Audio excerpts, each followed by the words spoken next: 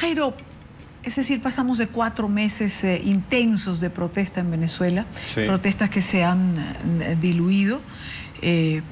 Todavía quedan 88 detenidos de todas estas protestas, que por cierto, la fiscal Luisa Ortega Díaz decía en días pasados que solamente quedaban 6 estudiantes, contrario a lo que los propios estudiantes han señalado que son más de 35, más de 40. Lo increíble es que lo dijera representantes de Amnistía Internacional en una reunión que tuvo recientemente. Comienza el juicio de Leopoldo López. Si no se le permitió este juicio en libertad, ¿ve Jairo Libreros la libertad de Leopoldo López en el horizonte? Y Dani, en el corto plazo creo que es un imposible, no solamente ético, sino desde el punto de vista legal, es imposible para el gobierno de Maduro darle la libertad, primero porque sería enviar un mensaje de debilidad dentro del pensamiento propio de un mandatario que tiene tintes no solamente autoritarios, sino que maneja los asuntos públicos como si fuera lo que es realmente una dictadura. En segundo lugar, la situación está completamente polarizada. Creo que la cabeza de Leopoldo López en términos jurídicos, sin lugar a dudas, es uno de los platos más apetecidos por parte de los socialistas del siglo XXI, no solamente quienes siguen el ideario propio de Maduro, sino particularmente los seguidores de Diosdado Cabello, los militares, el sector más recalcitrante y de ultra izquierda que hace parte del gobierno. Para ellos es imposible entregarlo. Creo que este tipo de presiones nos sirven mucho para mostrarle al mundo la faceta más oscura de toda la oscuridad que hace parte del socialismo del siglo XXI, pero creo que no es suficiente para garantizar juicio justo, vigencia de los derechos humanos y la libertad, así sea, provisional, mientras que llega el juicio para Leopoldo López. Hace unos días atrás pudimos entrevistar en el programa a Lilian Tintori, la esposa de Leopoldo López, el día precisamente que fue a visitarlo con su hija Manuela y no le permitieron la entrada. Se le castigó nuevamente por haber hablado por teléfono, por un teléfono público que usan los presos, por lo que dijo, porque su conversación fue grabada. Sin embargo, hoy la fiscal general de Venezuela, Luisa Ortega Díaz, dijo que no conocía las condiciones o el castigo de Leopoldo López. Había una gráfica de la fiscal diciendo esto, sería bueno que la mostráramos. Allí está, dice, fiscal general niega que Leopoldo López esté aislado. Está tan aislado que decía Lilian Tintori, por cierto, que cuando le castigan no le permiten ni siquiera salir. Miren, allí dice la fiscal que hay una nevera, una hamaca y una poltrona. Por eso el papá de Leopoldo López, lo escuchaban en la nota de Carlos Eduardo Sánchez, decía que si está tan cómodo, a la fiscal le parece que está tan cómodo, ¿por qué no se muda y vive allí? Ahora, saludemos a Antonio Ledesma, alcalde metropolitano de Caracas. Alcalde, bienvenido. ¿Está Leopoldo López o no aislado? Le saludamos Jairo Libreros y Dania Chirinos. Absolutamente aislado. Ya son 5 meses de una operación secuestro contra Leopoldo López, por haber cometido, entre comillas, el delito de opinar, porque así ha quedado planteado en actos en este juicio que se realiza al margen del debido proceso.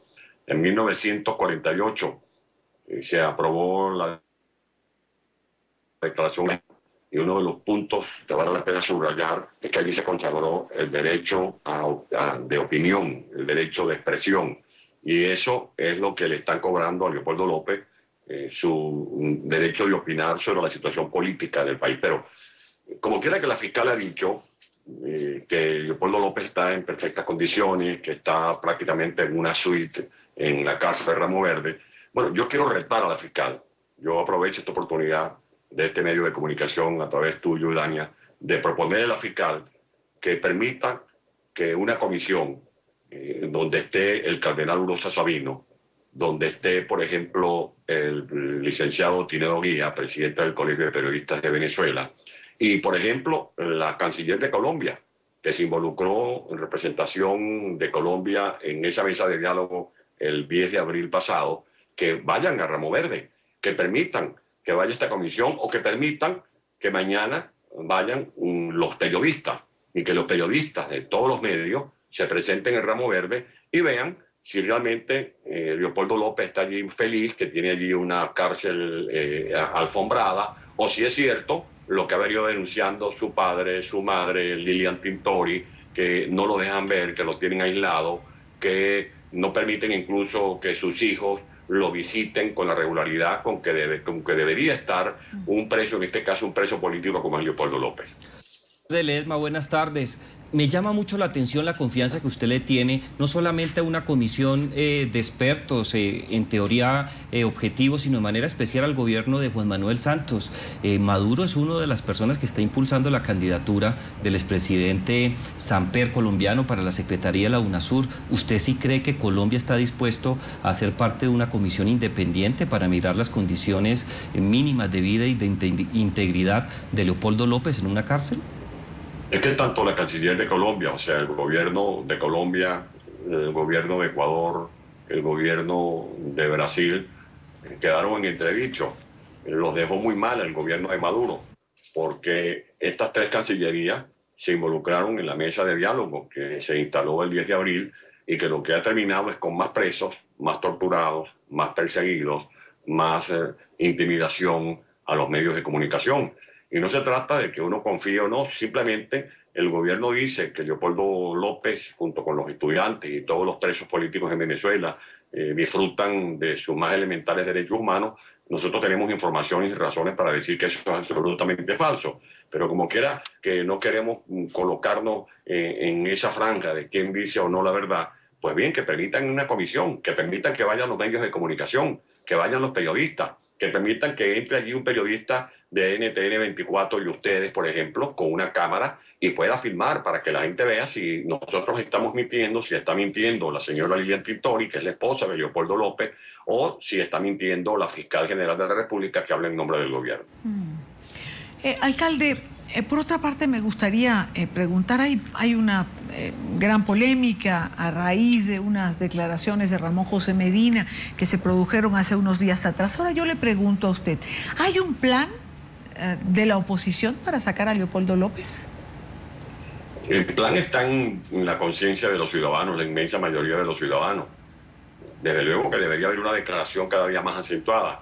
Afortunadamente la ha habido de los dirigentes de la oposición, unos con más énfasis que otros, pero en todo caso ha habido pronunciamientos de solidaridad con Leopoldo. Hoy se están cumpliendo 5 meses de ese encarcelamiento y tiene que haber un plan que se renueve todos los días, desde la señora que agarra una estampita de la Virgen del Carmen, de la Virgen de Fátima y se le entrega a la esposa de Leopoldo, desde la señora o el vecino que hace una oración, o de la gente que lucha, como lo hicieron hoy los vecinos en el Colegio de Ingenieros en Caracas, que se congregaron para desarrollar contra viento y marea una manifestación, un acto de solidaridad con Leopoldo.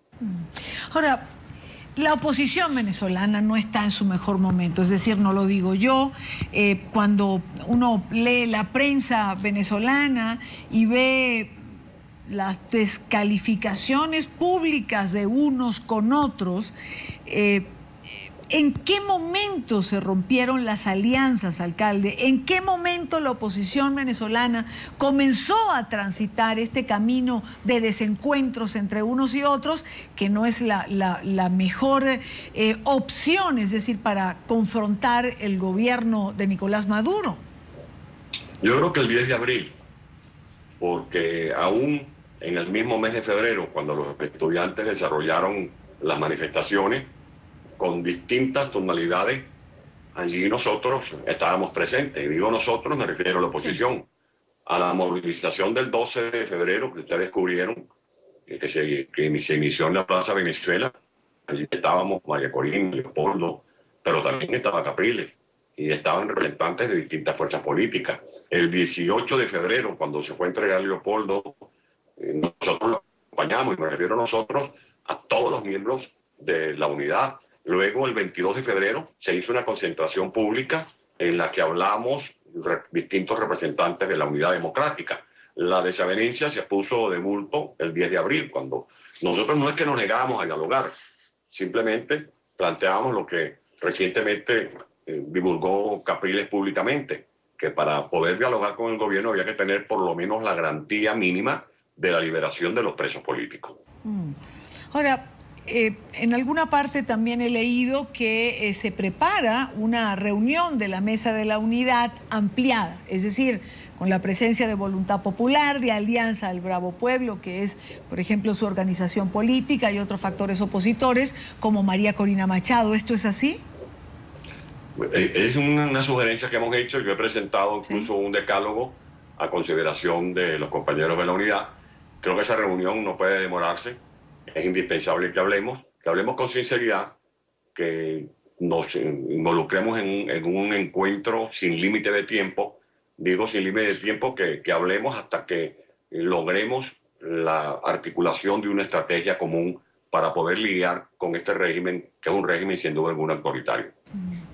¿Es factible esa estrategia común para la oposición venezolana en este momento? Es una obligación moral, ética, es una responsabilidad. No se trata de una opción, es la opción. Yo creo que para poder derrotar este régimen que hace uso abusivo de los poderes públicos, es fundamental que actuemos unidos. Quiero agradecer, como siempre, a Antonio Ledesma, alcalde metropolitano de Caracas, por estos minutos con NTN 24. Gracias, alcalde. Gracias, Guidaño, y un buen abrazo. Buenas tardes para usted. ¿Se puede, Jairo, transitar una ruta opositora en Venezuela con los factores de la unidad, cada uno por un lado, y en este desencuentro que pareciera acrecentarse cada día más? Y Dani, es imposible. Creo que no solamente en Venezuela, sino en diferentes experiencias en América Latina y en otras latitudes, y hemos tenido la oportunidad de conversarlo, la participación unitaria, no solamente en cabeza de una persona que tenga la capacidad de llevarse por delante todas las diferentes iniciativas, las ideas contrapuestas, pero de manera particular recorrer un sendero previamente trazado es la única forma de consolidarlo. Si uno escucha al alcalde Ledesma, sin lugar a dudas, llega a la conclusión que tiene unas ideas muy buenas, hay cierta filosofía de encuentro, un pensamiento kantiano casi desde el punto de vista del deber ser, pero primero hay que establecer la ruta a seguir. Si no hay unos pasos claramente delimitados y unos tiempos que se deban cumplir, difícilmente se puede transitar un camino que saque a la situación de Venezuela, la lleve a la democracia liberal. Pero para ello, en segundo lugar, se necesita un liderazgo claro, preciso, único, capaz de convertir las diferencias en ideas, en acciones, en una fuerza que volque no solamente los esfuerzos de todos, sino que conquiste los objetivos que se buscan.